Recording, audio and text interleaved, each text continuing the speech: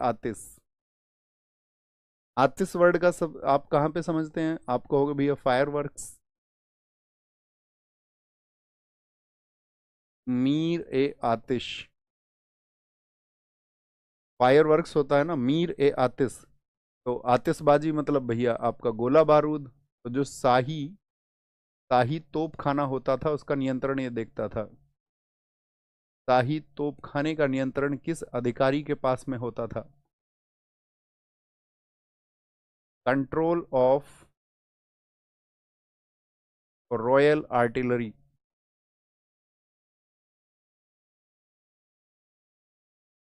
Royal artillery. G H. मीर ए आतिश के बाद में एक प्रमुख पद था आपका दरोगा ए डाक चौकी। दरोगा ए, आप कहेंगे हाँ भैया बिल्कुल होती थी। पड़ोसी राज्य क्या कर रहे हैं उसके विरुद्ध कोई कार्रवाई तो नहीं कर रहे हैं, तो क्या बोलेंगे? Chief of detectives. डिटेक्टिव्स ये इनको संभालता था। तो केंद्रीय स्तर के ये प्रमुख अधिकारी हैं मुगल शासन के, तो उन्होंने कहा पुट। सर डॉक्टर बाबा साहब भीमराव अंबेडकर जी के संघर्ष की क्लास लीजिए, आधुनिक भारत में कवर करेंगे दोस्त, सारे के आए वापस। तो ये सारा प्रशासन मैंने आपको बताया मुगल शासन व्यवस्था का। सबसे ऊपर मुगल बादशाह, मंत्रियों में प्रधानमंत्री, सेना का प्रमुख मीर बख्शी, सबसे ज्यादा इसको महत्वपूर्ण चुनना, एग्जाम में सबसे ज्यादा पूछा जाता है मीर बख्शी। सद्र, उस सद्र को महत्वपूर्ण चुनना, मुहतशिब को महत्वपूर्ण चुनना, तीन बड़े पूछे जाते। ठीक है, अब नोट करेंगे, आगे लिखें। तो ये तो केंद्रीय स्तर की व्यवस्था रही कि केंद्रीय स्तर पे कैसे कंट्रोल करते थे वो। केंद्र के बाद में क्या आ गया? राज्य। ठीक है, आगे वापस दूसरा लिखें, प्रांतीय शासन व्यवस्था। प्रांतीय शासन व्यवस्था साथ ही अपनी कमियां दूर करनी होंगी। इंदिरा गांधी जी की सरकार गिरा दी थी जेपी नारायण, जयप्रकाश नारायण ने संपूर्ण क्रांति के नारे पर यह कहकर के कि इस देश में जाति व्यवस्था नहीं रहेगी। तो लोगों ने सम्मान किया था उनके स्टेटमेंट का कि जात पात का जो भेद है इसको मिटाएंगे, स्त्री पुरुष जो लिंग भेद है इसको मिटाएंगे, जो धार्मिक भेद इस देश में पैदा किया गया हिंदू मुसलमान के बीच का उसको मिटाएंगे। 1977 में पूरा देश उनके पक्ष में हो गया। लेकिन लोगों को मसाला नहीं मिला, लेकिन लोगों को मसाला नहीं मिला, मजा नहीं आया। मजा नहीं आया तो वापस फिर गवर्नमेंट गिरा दी उनकी 1980 में, वापस फिर गवर्नमेंट गिरा दी उनकी 1980 में, 1980 में। लोगों को बदलाव होगा भी या नहीं, एक कहानी सुनाऊंगा मैं आपको। आज समय मिला तो आज ही बाद में सुनाएंगे, 5 मिनट की एक कहानी है, बड़ी अच्छी कहानी। तो पहले इसको नोट करें। देखो प्रांत की अगर हम बात करते हैं, प्रांत का मतलब होता था, इसको मुगल टाइम पे बोला जाता था सूबा। सूबा जैसे कि आज हम कह सकते हैं हमारे देश में कितने स्टेट हैं? आप कहेंगे 28। 8 यूनियन टेरिटरीज भी हैं। तो मैंने आपको बताया अकबर के समय पर सूबों की संख्या कितनी थी? जिसको अकबर ने अपना क्षेत्र बना रखा था उसको कितने हिस्से में बांट रखा था? 15 सूबे। शाहजहां के समय वही सूबे बढ़कर के 18 हो गए, और औरंगजेब के समय वही सूबे बढ़कर के, जिनकी संख्या कुछ लोग 20 कुछ 21। परीक्षाओं में पूछा जाएगा तो आपको विकल्प के अनुसार काम करना पड़ेगा। 21 यानी सूबे जो थे उनमें शासन कैसे चलेगा? अच्छा मुझे बताओ, आज स्टेट में सबसे प्रमुख व्यक्ति कौन होता है? जैसे केंद्र में तो प्रधानमंत्री हो गए या राष्ट्रपति हो गए नाम मात्र के, वास्तविक शक्तियां तो मैंने आपको बताया प्रधानमंत्री के पास में। तो यहां पे होता था पहला सूबेदार। सूबेदार यानी आज के सीएम से आप इसकी तुलना कर सकते हो। ये शासन का प्रमुख अधिकारी होता था, शासन का प्रमुख अधिकारी। अभी वापस कक्षा पर आएंगे, जब हम संवाद की स्थिति में हो तो तब संवाद में पहुंच जाया करो, नहीं वापस तुरंत आ जाए करो, यू टर्न वापस क्लास पर। सूबेदार, chief official of administration. Chief official of administration. Administration.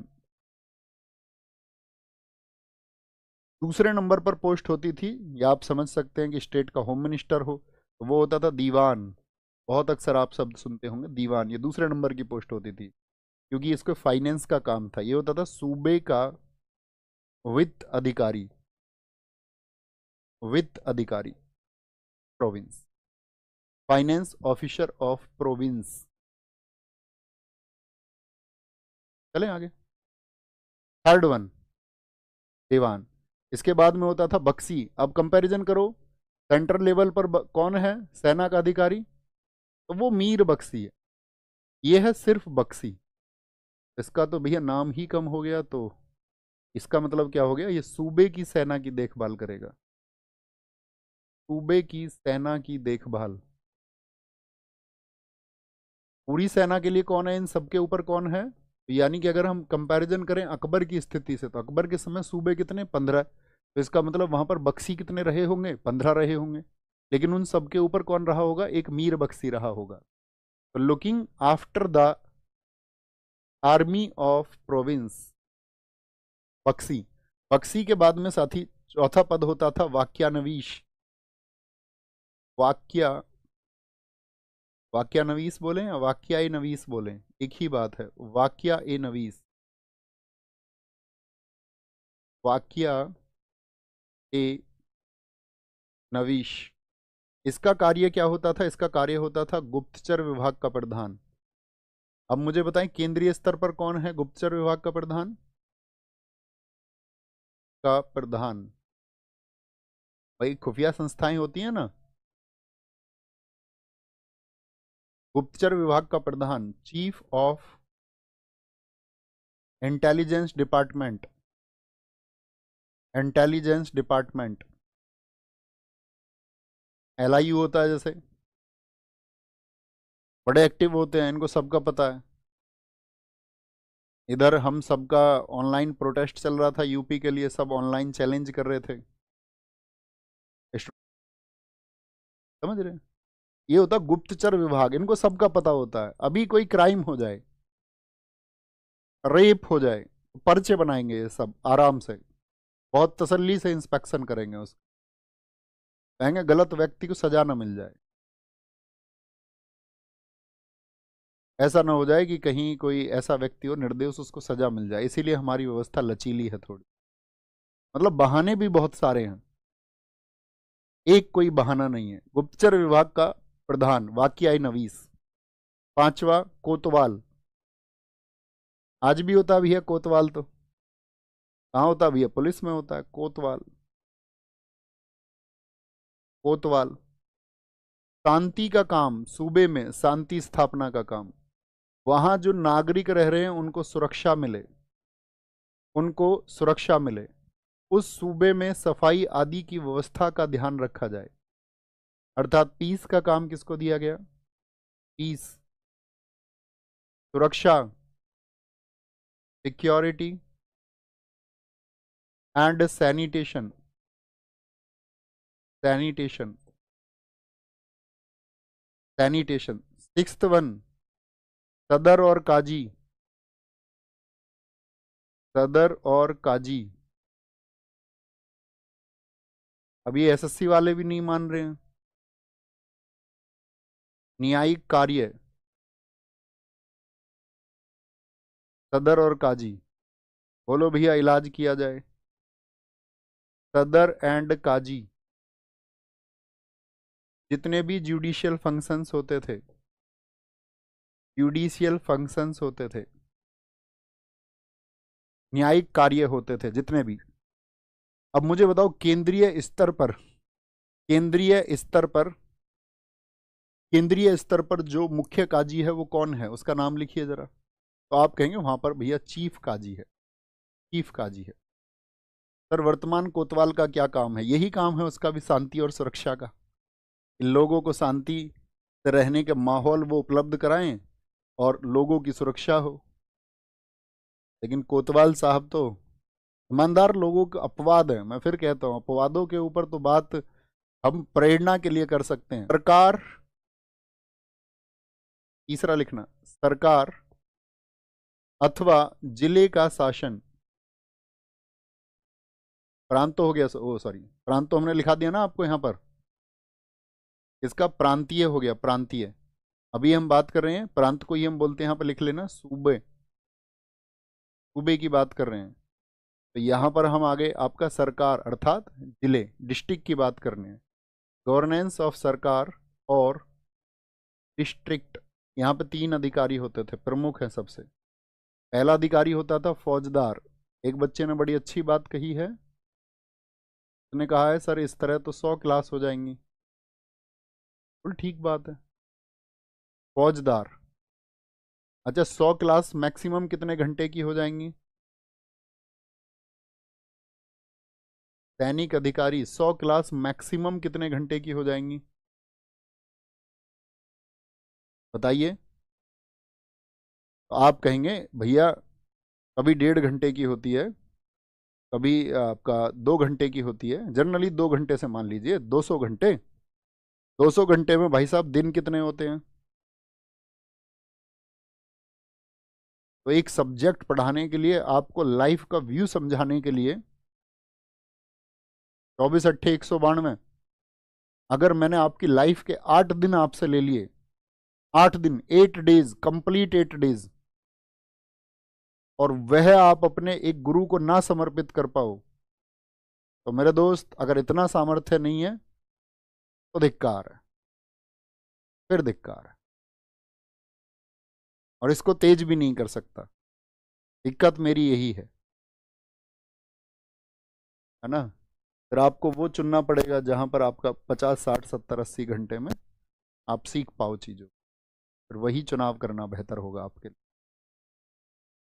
फौजदार क्या हो गया भैया? बोलेंगे सैनिक अधिकारी, मिलिट्री ऑफिसर, मिलिट्री ऑफिसर। हम ऐसे ही पढ़ाएंगे दोस्त, फिर दूसरा सब्जेक्ट शुरू करेंगे अपनी मस्ती में, अमल गुजार। ये इक्का दुक्का नेगेटिव लोगों के लिए पढ़ाना थोड़ी शुरू किया था मैंने, अरे भाई एक बदलाव के लिए शुरू किया था, बदलाव के लिए। अमल गुजार, लगान और कृषि। जितना भी साथी रेंट जाता था, रेंट, एग्रीकल्चर, एग्रीकल्चर आदि का काम ये देखता था। थर्ड, तीसरा पोस्ट होता था बितिकची, बितिकची भी आप बोल सकते हैं, बितिकची, बितिकची। भूमि के कागजात लिखो एक बार भैया, आप अपने तरीके से कराएंगे, हम वैसे ही करेंगे, और करोगे भी यार, तभी तो आए हो कक्षा में, अपना ऊपर भरोसा रखते हो तभी तो इक्का दुक्का बच्चा घूमता घूमता आ जाता है कभी कभार। लैंड पेपर्स, आज मैं आपसे पूछूंगा, आज भूमि के कागजात कौन तैयार करता है? आज भूमि के कागजात कौन तैयार करता है? तो आप जाते होंगे तहसील स्तर में, तो पटवारी वगैरह आप देखते होंगे। कानून गो है भैया, सब रजिस्ट्रार है, रजिस्ट्रार है भैया आपका। तो ये सब किसके लिए? भूमि के कागजों के लिए है। पटवारी, लेखपाल, बिल्कुल ठीक कहा है। सरकार अथवा जिले का शासन, सरकार अथवा जिले का शासन। अब की बार भी लेखपाल परीक्षा जब आएगी तो देना, अभी पता नहीं है कब आएगा। पिछली बार अधिकतम लेखपाल अपने हैं, अधिकतम। आगे नेक्स्ट, परगने का शासन। परगने को क्या बताया था मैंने आपको? परगने को क्या बताया था दोस्त, बताएं? तहसील, governance of pargana, governance of pargana. नीचे की तरफ हम जा रहे हैं, परगना, परगना। नेक्स्ट, एक ठेकेदार। ठेकेदार होता था प्यारे दोस्त आपका तहसील स्तर पर सैनिक अधिकारी। जैसे आज तहसील स्तर पर क्या होता है? अधिकारी। ऐसे समझ लीजिए ना, जैसे यहाँ पर तो सैनिक अधिकारी है, भाई सेंट्रल लेवल पर पुलिस का अधिकारी तो कोई होता नहीं, क्योंकि सेंट्रल लेवल पर पुलिस का सिस्टम ही नहीं है।